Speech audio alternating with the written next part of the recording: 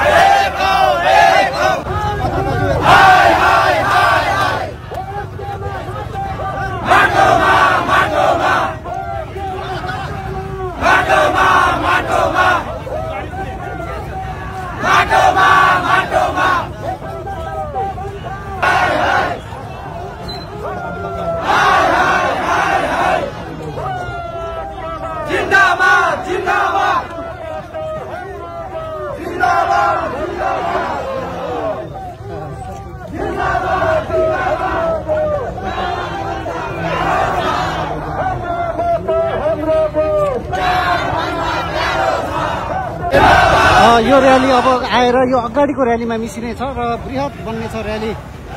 अर्को र्याली छ अगाडि।